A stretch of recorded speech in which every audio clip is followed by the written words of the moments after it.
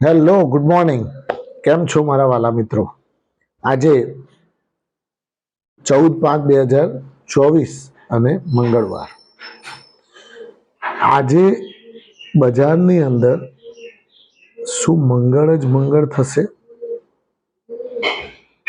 તો હા, આજે બજારમાં પોઝિટિવ મુવમેન્ટ જોવા મળશે અને ધીમે ધીમે ધીમે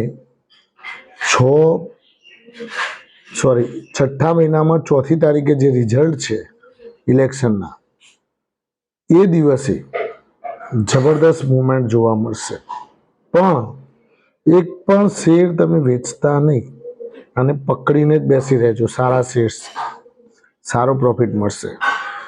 બીજું મિત્રો કે આજે બજારની અંદર 60 થી 61 પોઈન્ટની ગિફ્ટ નિફ્ટી પ્લસ બતાવી રહી છે.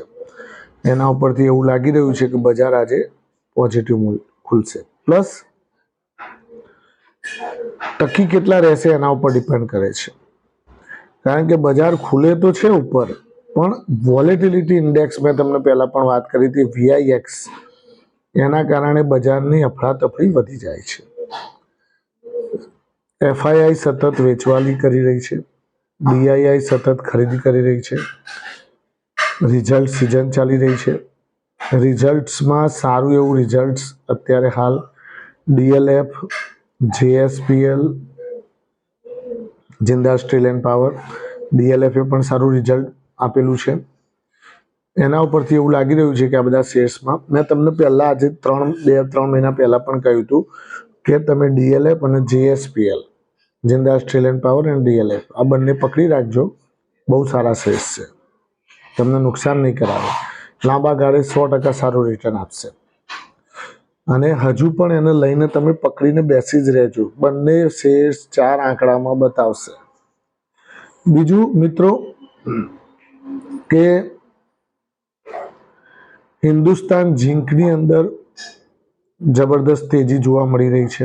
છેલ્લા 10 થી 15 દિવસમાં ઘણો એવો, એટલે કે ખાસો એવો વધી ગયો.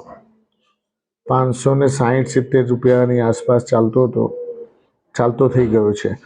કારણ કે આજથી જ્યારે આપણે વિડીયો બનાવ્યો હતો ત્યારે એ વખતે લગભગ 420 રૂપિયાની આસપાસ ચાલતો હતો. મિત્રો, જે પણ શેર્સ તમે લો એ સારા ફંડામેન્ટલી સ્ટ્રોંગ સ્ટોક્સ લેવાના. કોઈ પણ નાની નાની ચકલીઓમાં પડવું નહીં.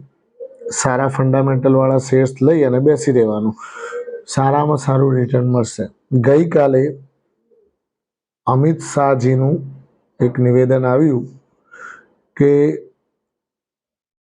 બજારમાં ભલે અત્યારે અફડાતફડી ચાલી રહી છે, પણ શેર્સ તમે વેચતા નહીં. કારણ કે મોદી સરકારની 400 પારની જે સીટો આવવાની છે એના ઉપરથી સ્થિર સરકાર જ્યારે બનશે 4 જૂને, એના પછી તમારા શેર્સમાં તેજી જોવા મળશે.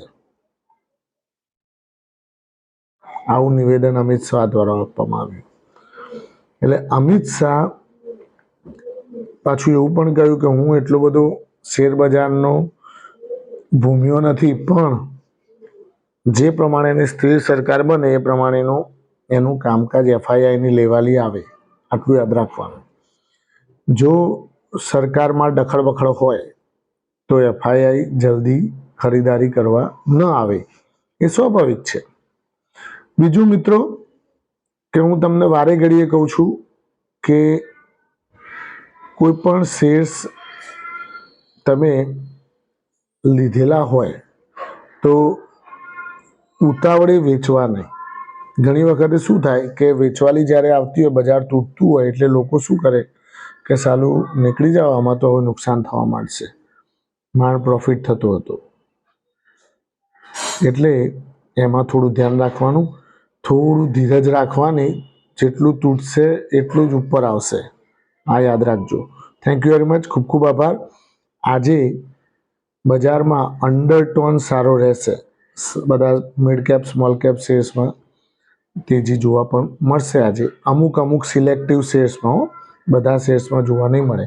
એટલે જેના રિઝલ્ટ સારા છે, જેના ફંડામેન્ટલ સારા છે, જેનામાં અંદર FIIની ખરીદારી આવેલી છે, એવા બધા શેર્સની અંદર આજે પણ તેજી જોવા મળશે. Thank you very much. ખૂબ ખૂબ આભાર. આજે DLFમાં તેજી જોવા મળશે એટલે ખાસ ધ્યાન રાખજો. Thank you very much. આજે તમારો દિવસ શુભ રહે, પ્રોફિટેબલ રહે એવી મારી શુભેચ્છાઓ. Thank you very much. ખૂબ ખૂબ આભાર.